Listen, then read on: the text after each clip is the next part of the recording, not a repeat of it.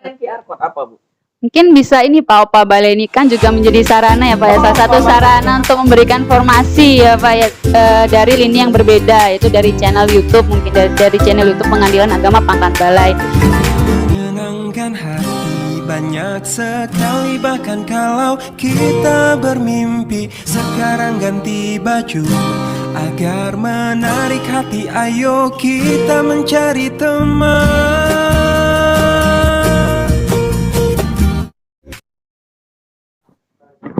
Assalamualaikum warahmatullahi wabarakatuh. Baiklah Sobat Peradilan, bertemu kembali dengan saya Ahmad Fikri Roslami, host dari Opa Balai, obrolan podcast asik Pengadilan Agama Pangkalan Balai spesial Ramadan. Ya, baiklah Sobat Peradilan, di edisi yang ke-11 ini kita akan mengupas tuntas terkait wilayah bebas korupsi di Pengadilan Agama Pangkalan Balai. Jadi seperti apa wilayah bebas korupsi hari ini akan kita kupas tuntas dengan 4 orang koordinator area. Semuanya Wonder Woman, ini Sobat Peradilan, semuanya perempuan yang sangat tangguh dan semuanya berprofesi sebagai hakim di Pengadilan Agama Pangkalan Balai. Ya, baik, sebelum saya memulai Sobat Peradilan, silahkan untuk mensubscribe channel YouTube kami dan klik tanda lonceng. Kemudian silakan di like sebanyak-banyaknya. Baiklah, langsung saja Sobat Peradilan, kita akan berkenalan dulu dengan para narasumber kita, ya. Para narasumber kita ini adalah koordinator area daripada zona integritas, wilayah bebas korupsi dan wilayah birokrasi bersih dan melayani di Pengadilan Agama Pangkalan Balai. Jadi, Sobat Peradilan, di lingkungan Mahkamah Agung itu untuk memenuhi amanat daripada Peraturan Menteri Pendayagunaan Aparatur Negara dan Reformasi Birokrasi Nomor 90 Tahun 2021 tentang pembangunan dan evaluasi zona integritas menuju wilayah bebas korupsi dan wilayah birokrasi bersih dan melayani di instansi pemerintah. Maka salah satunya Pengadilan Agama Pangkalan Balai juga sedang membangun zona integritas menuju wilayah bebas korupsi. Nah, seperti apa sebenarnya wilayah bebas korupsi sesuai dengan amanat Permenpan RB nomor 90 ini? Hari ini kita akan membahas dan kita akan kupas tuntas semuanya. Tadi sudah saya sampaikan, Sobat Peradilan, ada 4 orang ini yang menjadi narasumbernya. Yang pertama adalah Ibu Fitria Sacarina Putri SHI. Ya, Bu. Selamat datang, Bu, di Opa Balai. Ya. Kemudian selanjutnya ada Ibu Uut Mutmainah SHI. Ya, selamat datang juga, Bu, di Opa Balai. Yang keberapa nih, Bu? Yang kedua kali. Ya. Kalau Bu Fitri yang keberapa, Bu? Yang ketiga. Ya. Luar biasa. Selanjutnya di sebelah Ibu Uut ada Ibu Lia Rahmatillah SSY, Bu, ya? Ya, selamat datang juga, Bu, di Opa Balai yang kedua kalinya, Bu, ya. Ya, kalau kemarin jadi host, Bu, ya? Iya. Ya, jadi host. Sekarang jadi narasumbernya. Selanjutnya yang terakhir ada Ibu Nita Risnawati SSY juga. Selamat datang, Bu, di Opa Balai yang ke berapa, Bu? Yang kedua kalinya. Iya, baiklah. Jadi lupa saya, nanti setiap berbicara kita memakai itu, Bu, ya. Mikrofonnya. Silakan nanti saya minta siapa nanti untuk memberikan mikrofon itu. Jadi Sobat Peradilan, 4 orang yang ada di hadapan Sobat Peradilan ini adalah koordinator area masing-masing. Jadi di dalam Permenpan RB itu ada 6 area yang wajib dipenuhi untuk dilengkapi eviden kelengkapan persyaratan untuk mewujudkan zona integritas menuju wilayah bebas korupsi ini. Begitu. Jadi ada 6 area ini. Nah, jadi memang ada di antara keempat para koordinator ini dia memegang 2 area. Langsung saja mungkin ke Bu Fitri dulu lah. Silakan Bu Fitri. Ya, mikrofonnya boleh di itu. Bu Fitri ini koordinator area untuk manajemen perubahan dan area peningkatan kualitas pelayanan publik, Bu, ya? Betul, Pak. Ya, benar ya, Bu, ya. Jadi nah, mungkin Ibu bisa ceritakan, Bu, kalau untuk ini kita ke manajemen perubahan dulu ya. Area manajemen perubahan ini Bu, mungkin Ibu bisa menjelaskan secara garis besar Bu. Kira-kira apa saja Bu hal-hal yang harus dilengkapi di manajemen perubahan ini? Baik.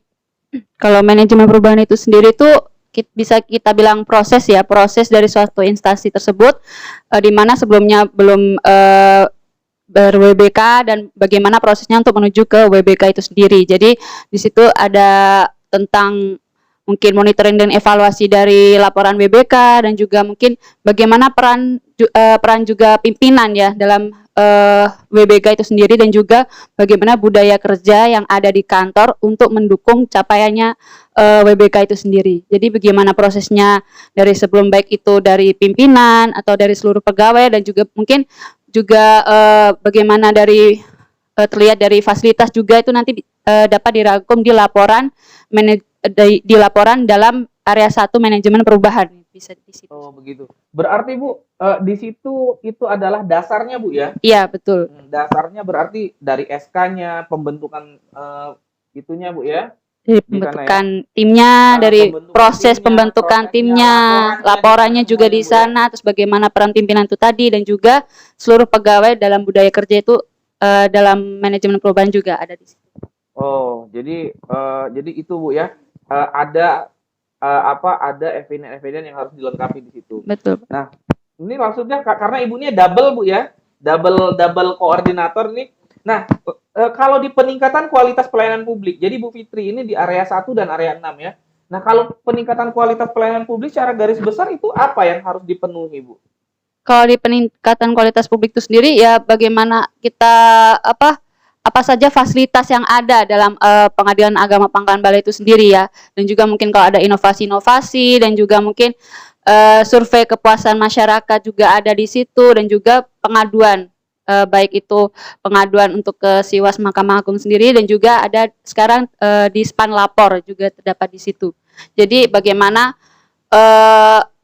kita untuk meningkatkan kualitas pelayanan publik itu usaha mungkin usaha kita dalam meningkatkan kualitas pelayanan publik itu sendiri. Itu ada di area 6. Iya, berarti memang lebih cenderung bagaimana penerapan inovasi-inovasi juga Bu ya untuk Ada. memudahkan masyarakat yang mengakses peradilan begitu Iya, ya. ada Pak di situ Ada juga. salah satunya. Mungkin nanti kita akan pertanyaan selanjutnya itu Bu inovasinya. Baik, Pak. Baik, terima kasih Bu Fitri ya.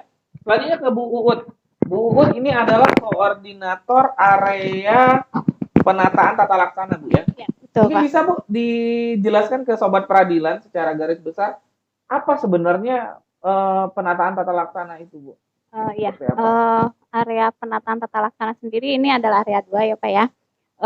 Ini menjelaskan mengenai bagaimana pelaksanaan prosedurnya seperti itulah Pak. Prosedurnya bagaimana cara mengelolanya karena di sini kan harus sesuai dengan SOP, standar operasional prosedurnya seperti apa. Dari pelaksanaan itu harus ada, tiap-tiap pelaksanaan itu harus ada SOP-nya seperti itu Pak, baik itu kepaniteraan maupun kesekretariatan. Kemudian ada pula mengenai informasi publik, pelayanan informasi publik ini termasuk di area 2 tentang penataan tata laksana itu sendiri. Seperti itu. Oh, berarti ini lebih cenderung bagaimana semua prosedur yang ada di Pengadilan Agama Pangkalan Balai itu harus berstandar dengan SOP yang ada begitu Ya, Bu ya? betul Pak. Gitu. Jadi kebanyakan SOP Bu ya. Betul. Selain SOP tadi Bu, terkait informasi itu seperti apa contoh konkretnya Bu? Tentang timnya PPID seperti itu Pak. Oh, jadi ada terkait PPID-nya, Ya, betul, Pak. pejabat pengelola informasi gitu ya. Betul. Gitu. Itu juga ada di sana Bu Iya ya. betul, nanti terkait ada inovasi-inovasi di pelayanan publik seperti apa. Oh, begitu baik. Jadi itu terkait tata laksananya Bu ya. Jadi berarti Bu intinya semuanya itu misalkan nih Bu, orang mau daftar perkara Bu, mau mendaftarkan perkara misalkan cerai gugat begitu. Berarti di situ ada SOP-nya Bu. Oh, standarnya itu kalau mau dari masukin perkara sampai dia akan mendapatkan nomor register itu ada Bu ya. Betul Pak, SOP-nya ada Pak. Itu, ada. Iya. Jadi semua pegawai di pengadilan itu bekerja sesuai dengan SOP. Betul. Wajib. Iya. Jadi tidak ada setiap pekerjaan itu yang luput dari SOP. Seperti Betul. itu Bu ya. Iya Pak. Ya, namanya saja tata laksana, Iya. jadi menata. Iya. Baik, luar biasa. Ya, selanjutnya ke Ibu Lia. Ibu Lia ini Bu Uut ya Masih masih area ya. area Iya 3, oke Pak. mohon maaf Ibu Uut ternyata dua area juga. Ibu Uut di penataan sistem manajemen SDM aparatur Bu ya. Ya. Nah, kalau di area 3 ini sendiri lebih mengatur SDM-nya, para pegawainya, bagaimana kita mengelola, kemudian peningkatan kualitas sumber daya manusianya seperti pendaftaran diklat, kemudian sampai sejauh mana pendidikan dari para pegawai, apa saja diklat yang belum pernah diikuti, kemudian mengenai pola mutasi internal juga itu dibahas di area 3 karena di area 3 sendiri kan ada sistem penilaian kinerja para pegawai sehingga para pegawai itu tidak hanya di satu posisi saja Pak, bisa dimutasi entah itu naik jabatannya misalkan dari PT mitra bisa saja tergantung kinerjanya masing-masing seperti itu. Ya, berarti untuk area manajemen SDM aparatur ini Bu ya, ini cenderung ke internal Bu ya. Cenderungnya ke internal ya. Iya. Jadi semua pemenuhan eviden-evidennya itu untuk bagaimana pelaksanaannya secara internal di kita Bu ya. Jadi Gimana kinerja pegawainya. pegawainya ya. Jadi penilaian terhadap kinerja pegawai Betul. itu ada di sini Bu Iya. ya. Baik. Ya, terima kasih Bu. Itu secara garis besar sudah dijelaskan. Ya, silakan ke Bu Lia tadi Bu. Bu Lia ini adalah koordinator area penguatan akuntabilitas Bu ya. Iya, betul, Pak. Mungkin bisa dijelaskan Bu, bagaimana? Iya, jadi kalau di area. area 4 penguatan akuntabilitas ini isinya itu ya Pak ya. Jadi bentuk dari pertanggungjawaban kita dalam mencapai tujuan visi dan misi dari kantor kita. Jadi dalam penguatan akuntabilitas itu bagaimana sih kok kita bisa mencapai keberhasilan dari apa yang kita telah rencanakan dan bagaimana sih kok bisa jadi gagal. Jadi di situ ada eviden-evidennya, apa sih rencana yang telah kita buat, kemudian capaian apa sih yang telah kita raih. Nah, di situ adanya Pak. Berarti ini sudah cenderung ke area hasil Bu ya? Iya, Area hasil. perencanaan dan hasil. Perencanaan dan hasil. Iya. Jadi perencanaannya itu seperti apa, Betul. kemudian hasilnya itu Seperti apa, iya. yang sudah dilaksanakan begitu Iya, ya. betul seperti itu Pak. Oke, berarti ini arahnya sudah ke outputnya Bu ya. Iya. Outputnya seperti apa? Betul seperti itu. Begitu. Mungkin contoh konkret Bu, seperti apa Bu? Penguatan Contohnya, akuntabilitas ini. contohnya LKJIP ya Bu ya? iya. Kalau LKJIP itu kan hasilnya ya Pak ya. Nah, biasanya kan kalau di awal tahun kita buat sasaran kinerjanya apa, kemudian indikator kinerjanya apa, indikator-indikator yang perlu kita capai apa saja. Iya, dari area betul. itu ya. Iya. Indikator kinerja utama itu. Iya, itu termasuk itu kan mulai dari perencanaan ya Pak ya. Nanti hasilnya ada di LKJIP itu Pak. LKJIP ya di begitu. akhir itu kan biasanya. Ya, itu salah satu contoh. Iya, salah satu contohnya itu. Ya, baik. Selanjutnya ke Ibu Nita Risnawati. Ibu koordinator area penguatan pengawasan. Iya, betul luar Bapak. biasa nih. Penguatan Iya, pengawasan. terkait pengawasan. Iya. Bisa dijelaskan Bu ke Sobat Peradilan seperti apa secara garis besar pemenuhan daripada eviden penguatan pengawasan ini? Iya. Dari namanya aja penguatan pengawasan ya Pak ya. Jelas kita memang mengawasi terutama aparatur-aparatur kita yang ada di Pengadilan Agama Pangkalan Balai ini gitu.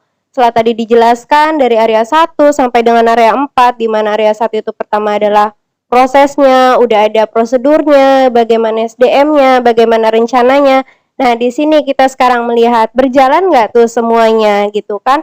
Ada nggak di dalam sini tuh tentang gratifikasi, mungkin kemudian kira-kira resiko-resiko apa aja yang terdapat di Pengadilan Agama Pangkalan Balai ini. Kemudian setelah itu ada nggak kayak misalnya benturan kepentingan, pokoknya mengawasi seluruhnya Pak, seluruh aparatur di Pengadilan Agama Pangkalan Balai ini. Iya, jadi intinya bagaimana terkait pengawasan Bu ya. Iya. Bagaimana ketika terjadi benturan kepentingan itu seperti apa seharusnya. Iya. Ya. Kemudian prosedur pengawasannya Bu ya, begitu Iya, ya di situ betul. ya.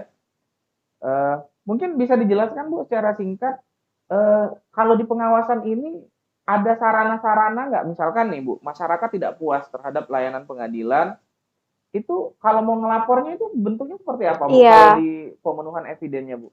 Jadi di kami juga ada tentang pengaduan masyarakat ya Pak ya. Di situ untuk sarana yang kami berikan terhadap masyarakat yang ingin mempunyai keluhan gitu terhadap urusannya di Pengadilan Agama Pangkalan Balai ini, pertama kita menyediakan belangko Pak.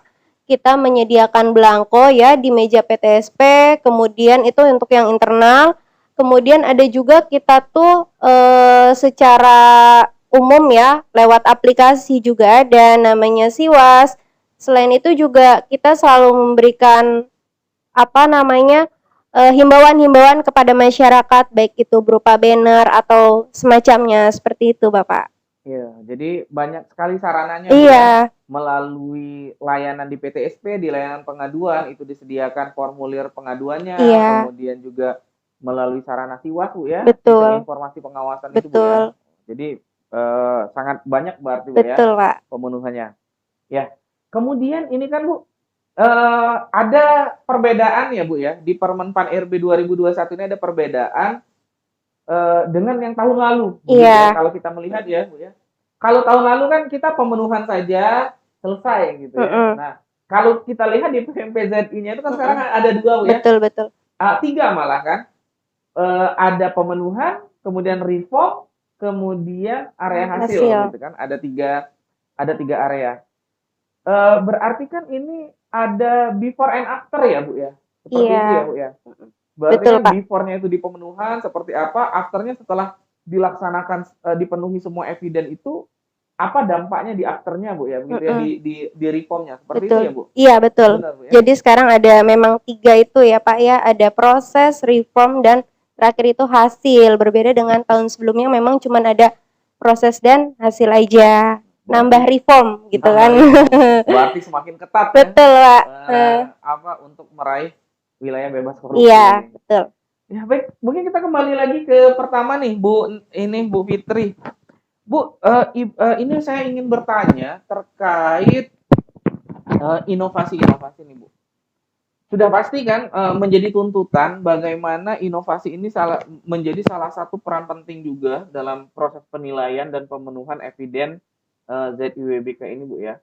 Di area Ibu sendiri Bu, di manajemen perubahan, itu tercover nggak inovasi atau seperti apa yang ini Bu? Kalau di area 1 sendiri mungkin belum ada tentang inovasi ya, karena di area 1 kebanyakan tentang laporan. Jadi laporan bagaimana WBK ini berjalan dari setiap bulannya dan juga monitoring dan evaluasi tiap bulannya. Mungkin kalau inovasi sendiri itu lebih banyak mungkin di area 6 tentang kualitas peningkatan layanan publik seperti itu, Berarti Pak. di kualitas pelayanan publik ini ya, Iya. inovasi Bu ya. Iya. Mungkin bisa Bu disebutkan Bu salah satunya dulu Bu. Mungkin salah satunya ada beberapa sih Pak ya. Mungkin salah satunya nih ada QR code e-brosur ya Pak ya. Mungkin kita ketahui biasanya kalau brosur itu kan pakai kertas ataupun nanti minta kertas seperti itu kan dalam bentuk kertas. Kalau sekarang karena teknologi semakin canggih ya Pak ya, mungkin sekarang bisa langsung scan dari barcode, scan itu semua nanti langsung muncul segala persyaratan dalam perkara di Pengadilan Agama Pangkalan Balai itu sendiri. Oh baik ya. Mungkin satu itu dulu ya kita Iya. bahas dulu. Berarti salah satu inovasi di area peningkatan kualitas pelayanan publik ini Sobat Peradilan di Pengadilan Agama Pangkalan Balai itu ada QR code proses syarat berperkara Bu ya. Iya betul Pak. QR code syarat berperkara. Jadi Sobat Peradilan yang sekarang ini rata-rata sudah memegang Android semua nih HP-nya, itu di Pengadilan Agama Pangkalan Balai disediakan QR code Bu ya. Ada barcode-nya. Tinggal di scan, Scan. kemudian akan muncul semua syarat-syarat yang harus dipenuhi untuk berperkara di Pengadilan Agama Betul, Pangkalan Balai. Pak. Berarti lebih memudahkan Bu ya. Lebih memudahkan. Jadi enggak sulit-sulit lagi petugas PTSP-nya itu harus nanya-nanya, harus memberikan penjelasan. Bu, Iya, ya. bahkan di website pun sudah ada barcode-nya. Jadi Oh, di website bisa juga diakses di website, nanti ada barcode di situ, tinggal di-scan nanti juga muncul. Berarti tidak perlulah datang ya Bu ya. Iya, Tidak perlu Pak. datang jauh-jauh harus ke kantor gitu ya. Karena Sobat Peradilan harus ketahui Pengadilan Agama Pangkalan Balai ini wilayah yurisdiksi Kabupaten Banyuasin ini sangat luas sekali rekan-rekan ya. Dia mengelilingi beberapa kabupaten dan wilayahnya sangat luar biasa sekali. Ada daratan, ada perairan, dan memang membutuhkan waktu untuk mengakses gedung pengadilan ya, sehingga sangat memudahkan sekali ketika ada aplikasi yang memang masyarakat tidak perlu datang ya, seperti salah satunya QR code. Iya, Ini Pak, salah betul. satunya. Iya, salah Selain satu. QR code apa, Bu? Mungkin bisa ini Pak, Opa Balai ini kan juga menjadi sarana ya Pak ya, salah satu Opa Balai, sarana ya. untuk memberikan informasi ya Pak ya, dari lini yang berbeda, yaitu dari channel YouTube, mungkin dari channel YouTube Pengadilan Agama Pangkalan Balai. Dari situ kan Medsos, Bu, ya, Pak? iya, medsos, dari medsos mungkin bisa dari Opa Balai seperti itu Pak, karena kan tiap minggu atau tiap episodenya kan ada tema-tema yang berbeda, nanti bisa untuk pengetahuan bagi sobat peradilan yang mungkin ingin mengetahui tema-tema tertentu seperti itu Pak. Itu juga menjadi salah satu inovasi dalam pelayanan pada masyarakat. Iya, jadi gitu sobat peradilan ya. Jadi media sosial itu sangat penting sekali di zaman yang sekarang ini. Jadi dia akan memberikan informasi itu sangat cepat sekali. Nah, sebagaimana ini berkaitan dengan episode ke-10 kemarin sobat peradilan, bagaimana kita sudah membahas terkait formasi jabatan, 4 orang anak muda yang lulus di calon aparatur sipil negara di Pengadilan Agama Pangkalan Balai semuanya mendapatkan informasi melalui medsos. Berarti memang medsos sangat mempunyai pengaruh yang sangat signifikan sekali ya, Bu. Di Pangkalan Balai untuk diketahui ada Instagram, Facebook, kemudian YouTube, Bu, YouTube ya. ada. 3 sarana itu semuanya aktif, Bu, ya. Iya, Pak. Semuanya aktif memberikan informasi-informasi, Bu, ya. Iya. Jadi misalkan orang mau berperkara, oh ada perkara prodeo, itu ada, Bu, ya. Ada medsos juga bisa Termasuk Opa diakses. Balai. Iya, Opa Pak, Balai salah ini, satunya. Ya, salah satu episode paling terlaris dan paling highlight sobat peradilan adalah episode tips dan trik menjadi hakim, dan salah satu narasumbernya Ibu Fitri. Saya katakan terlaris karena view-nya itu sangat ribuan, banyak yang menonton, ternyata banyak yang tertarik dan penasaran dengan dunia peradilan, sehingga banyak komentar-komentar yang kami baca di channel YouTube kami itu untuk selalu meningkatkan tema-tema yang up to date di podcast Opa Balai ini. Jadi terima kasih buat sobat peradilan yang memberikan masukan yang sangat positif dan konstruktif untuk kemajuan podcast kami ya, Bu, ya. Iya, Pak. Kemudian selain medsos, Bu, apalagi ada lagi nggak, Bu?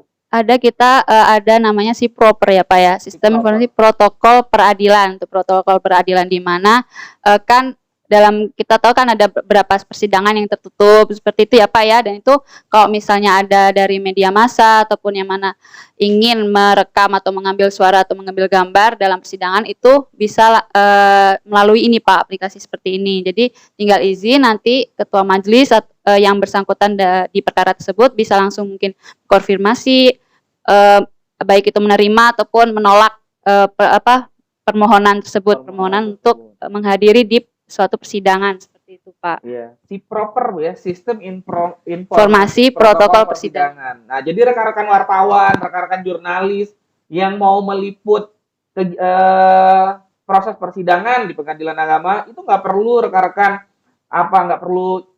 harus datang, itu bisa mengisi di si proper, Bu, ya, di si proper. Iya. Kemudian nanti silakan mengetahui segala informasi permohonannya itu melalui aplikasi si proper. Ini sangat membantu rekan-rekan jurnalis. Luar Iya biasa. Pak, betul.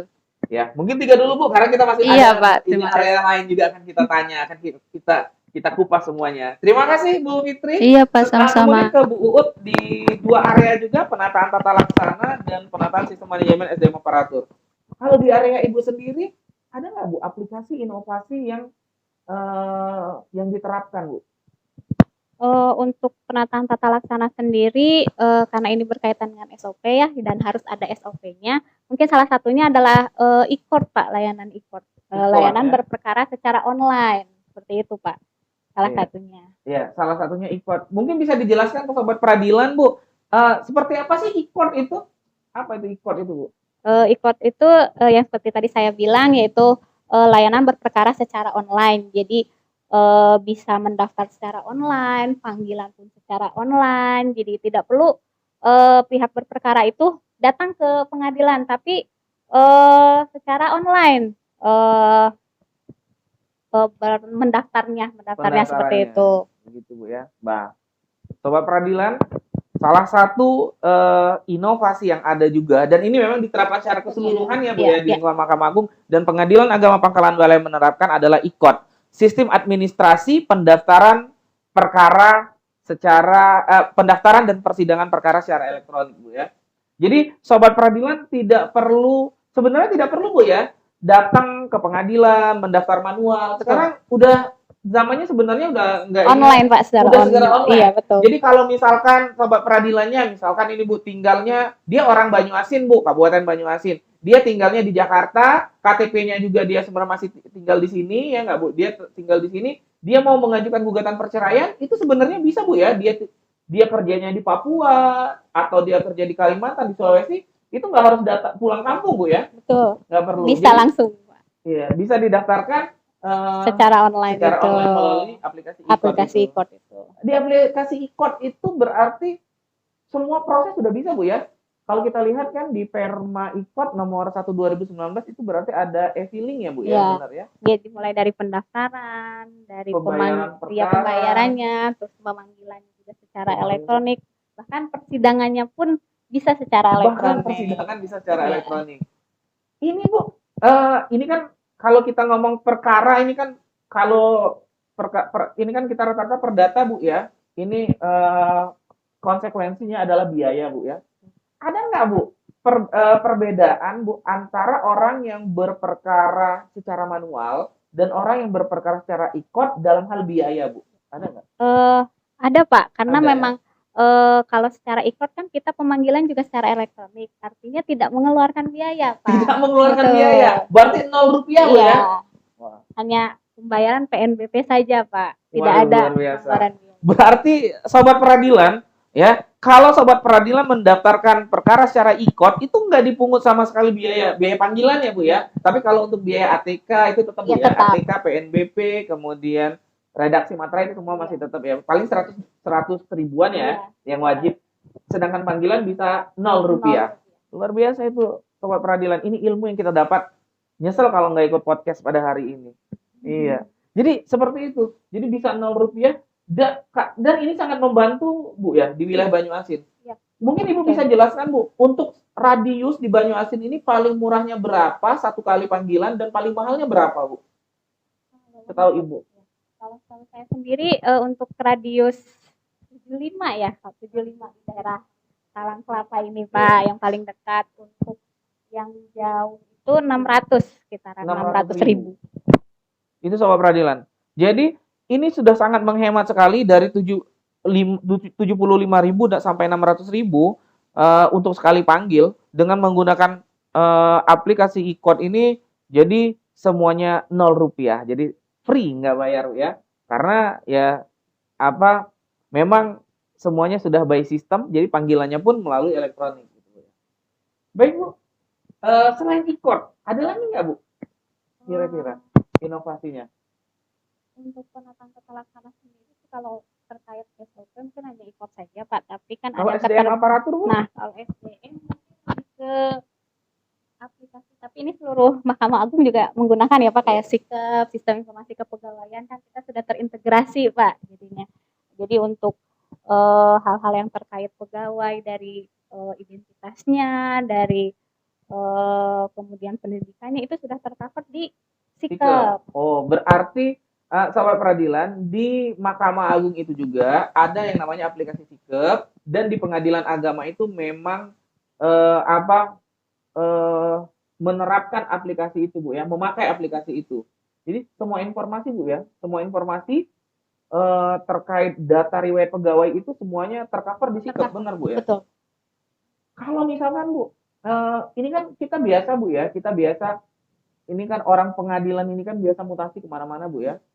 Kan biasa manual nih Bu, dulu ya, manual kalau mau ngirim SK nunggu 1 bulan. Ini ada pengaruhnya nggak Bu ketika sudah memakai SIKEP ini? Ada Pak, betul terpengaruhnya tuh ya lebih cepat Pak, lebih cepat kan terkadang ketika ada yang dimutasi nunggu SK tuh sampai 1 bulan gitu. Sekarang cukup beberapa hari saja sudah ada. Bahkan Bu ya, mutasi yang lalu hari ini TPN keluar mutasi, besoknya sudah SIKEP-nya. Memang luar biasa pemanfaatan SIKEP ini. Jadi bisa langsung dilantik Bu ya. Iya. Begitu. Jadi nggak merugikan pegawai, apalagi kalau terkait naik pangkat ya. Betul. Ya berarti memang sangat dimaksimalkan SIKEP ini di Pengadilan Agama Pangkalan Balai. Oke, terima kasih Bu Ut atas informasi inovasi-inovasinya. Kita sekarang ke Bu Lia nih, Bu. Kalau di area Ibu, Bu Lia di penguatan akuntabilitas ada nggak inovasi yang dipakai, Bu? Inovasi atau Kalau inovasi kayak aplikasi-aplikasi seperti teman-teman yang sebutkan itu nggak ada ya Pak ya, karena terkait rencana dan hasil dan bentuknya masih manual semuanya. Hanya saja paling apa ya, hal yang mudahnya itu ketika pelaporan. Jadi pelaporan nggak harus dikirim secara hard file-nya, tapi secara soft file-nya aja juga udah bisa. Paling kayak gitu sih Pak. iya ya. Kalau Tapi dalam kita ada Bu ya, kinerja ya. Di kerja. Kinsatker. Oh, Itu kita Kinsatker. pakai nggak, Bu itu, Bu? Kinsatker kita pakai Pak. Kita pakai Iya. ya. Itu mungkin bisa salah satu inovasi kali Bu ya. Iya. Inovasi di mengukur kinerja kita kan Bu ya. Iya. Akuntabilitas kinerja. Iya. Di Kinsatker. Kinsatker itu Bu ya. Ya bisa jadi tuh Pak. Bisa jadi masuk seperti itu, masuk Bu, ya. ke inovasi juga. Masuk inovasi juga. Tapi intinya kebanyakan di sudah ke hasil ya Bu ya. Iya, lebih ke hasil. Penerapannya. Paling ke hasil kalau di Baik, terima kasih Bu Lia. Selanjutnya ke Bu Nita, Bu. Area Ibu nih Bu di penguatan pengawasan, Bu. Iya. Ada inovasi. Paling kalau inovasi kami itu nggak selalu by aplikasi ya Pak ya. Kami juga kayak contohnya inovasi di pengendalian gratifikasi ya. Itu kita ada public campaign yang memang biasanya itu setiap hari disiarkan atau diumumkan ya oleh pimpinan pengadilan, oleh wakil ketuanya, oleh Bapak gitu kan. Ya. Itu memang salah satu inovasi yang sangat efektif Pak gitu. Mudah kan Mudah, Pak, simple. tidak ada biayanya kan, asal Bapaknya berkenan dan bersedia aja gitu kan. Dan udah gitu sangat dampaknya ini luar biasa Pak gitu, karena langsung kepada masyarakat mencari keadilan, langsung dengar langsung kan, dia mendapatkan edukasi. Jadi pas sasarannya tuh benar-benar tepat gitu Pak untuk public campaign yang dilakukan oleh itu tadi pimpinan. Public campaign secara kontinu itu merupakan inovasi yang Iya. simple, mudah, asal ada kemauan Iya, gitu ya. iya. Dan Iya. tepat sasaran Dan Pak. tepat Iya, sasaran. jelas. Apalagi masyarakat banyak Bu ya kalau Betul. sudah di jam-jam persidangan banyak ya. Betul, betul. Iya. Emang luar biasa Bu Nita, dia kembalikan ke saya untuk menjelaskannya. Iya. Ya, jadi salah satu inovasinya itu adalah kami di Pengadilan Agama Pekanbaru Barat ini selalu secara kontinu di waktu-waktu persidangan itu selain memutar audio gratifikasi juga langsung melakukan public campaign yang menyasar kepada masyarakat langsung Sobat Peradilan. Jadi itu langsung menyasar dan alhamdulillah memang menurut Ibu ada pengaruhnya Bu? Sangat berpengaruh Pak. Pengaruh, Bu, ya? Kan rata-rata masyarakat yang datang ke sini tuh belum tahu, mereka tuh nggak tahu melek hukum semua, belum tentu ya Pak ya. Kadang ada orang yang nggak paham, ada yang pikirannya tuh yang penting cepet. Padahal kan sebenarnya salah, mau cepet mau enggak tetap kita harus ngikutin prosedur ya Pak ya gitu. Dan itu memang udah ada ketentuannya seperti itu gitu. Kadang kan orang tuh yang diiming-iming biar menang padahal kan sebenarnya tergantung lagi kepada persidangan ya Pak ya, gimana pembuktiannya. Seperti itu sih Pak. Jadi masyarakat lebih seperti itu ya gitu kan, lebih tahu Jadi seperti. edukasi masyarakat itu langsung kena sasaran. Iya. Ya karena kan masyarakat kita ini kan enggak semuanya ngerti hukum. Iya, Yang betul disampaikan sekali, tadi. Bapak. Jadi ketika kita sampaikan, dia berpikir kalau enggak didampingi, kalau enggak main pintu belakang gitu, Iya. nanti persidangannya kalah gitu ya. Iya. Persidangannya pasti nggak selesai gitu ya. Iya Tapi Pak, lama segala padahal macam. sebenarnya tidak ada Bu, Nggak ya. ada Tidak Pak ada. gitu. Mungkin Makanya itu guna public campaign Bu. sangat tepat sasaran sekali pokoknya Pak. Jadi itu. Jadi Iya. itu salah satu daripada Betul, inovasi yang betul. sudah diterapkan di Pengadilan Negeri Iya. Pangkalan Balai. Ya.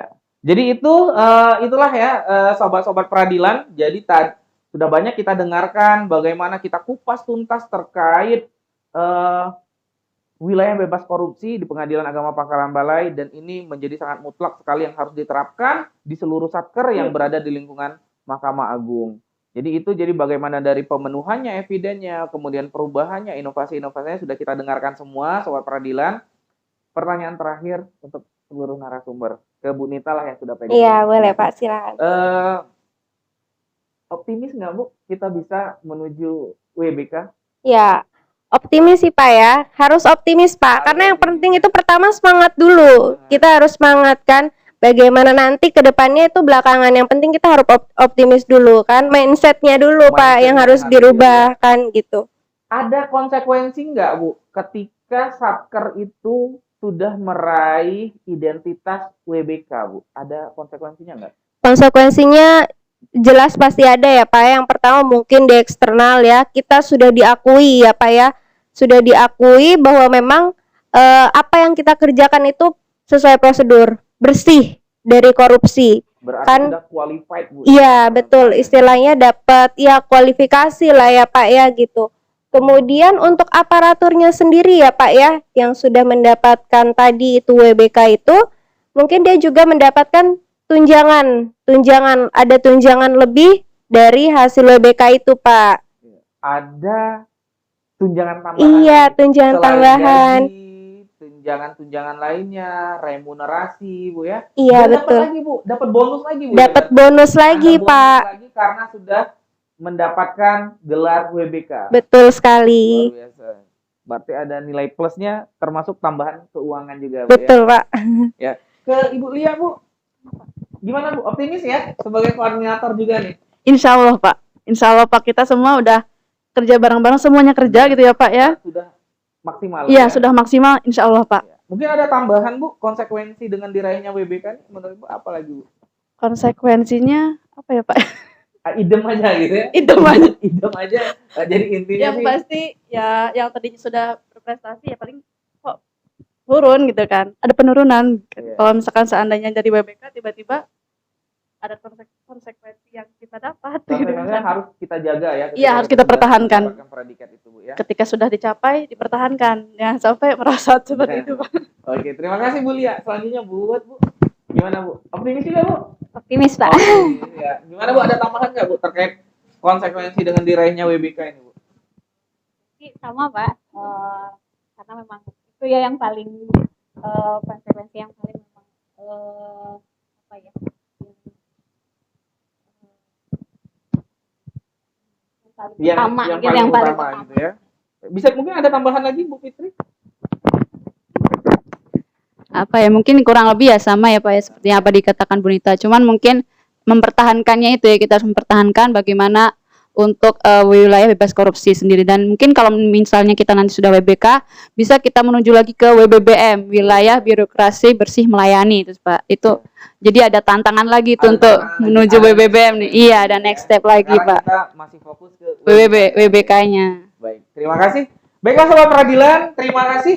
Kita sudah banyak sekali membahas terkait wilayah bebas korupsi di Pengadilan Agama Pangkalan Balai dengan 4 orang superwoman di Pengadilan Agama Pangkalan Balai. Mereka berjuang untuk memenuhi eviden, ya, menggerakkan seluruh rekan-rekan kerja yang ada di Pengadilan Agama Pangkalan Balai untuk pemenuhan eviden tersebut. Kita berikan aplaus luar biasa untuk seluruh superwoman yang ada di Pengadilan Terima Agama kasih. Pangkalan Balai. Terima kasih Ibu-Ibu Hakim, Koordinator Area ZI di PA Pangkalan Balai yang sudah berkenan hadir di podcast OPA Balai, obrolan podcast asik Pengadilan Agama Pangkalan Balai Sama-sama, spesial Pak. Ramadan. Iya. Semoga kita dapat berjumpa lagi di episode-episode selanjutnya untuk membantu podcast ini, Bu ya. Iya Pak. Terima kasih dan kita akhiri. Demikianlah Sobat Peradilan, podcast kita edisi ke-11 ini terkait wilayah bebas korupsi di Pengadilan Agama Pangkalan Balai. Kita akan bertemu lagi dengan episode selanjutnya yang akan membahas permasalahan-permasalahan seputar peradilan secara up to date. Dan Sobat Peradilan juga bisa memberikan saran-saran kira-kira apa yang bisa kita bahas untuk memberikan informasi kepada masyarakat terkait apa yang dibutuhkan oleh sobat-sobat peradilan untuk kami beritahukan sesuai dengan keterbukaan informasi. Karena ada batasan juga, ada hal informasi-informasi mungkin tidak bisa kita sampaikan di publik secara langsung begitu. Baik, terima kasih. Saya akhiri. Wassalamualaikum warahmatullahi wabarakatuh. Oke.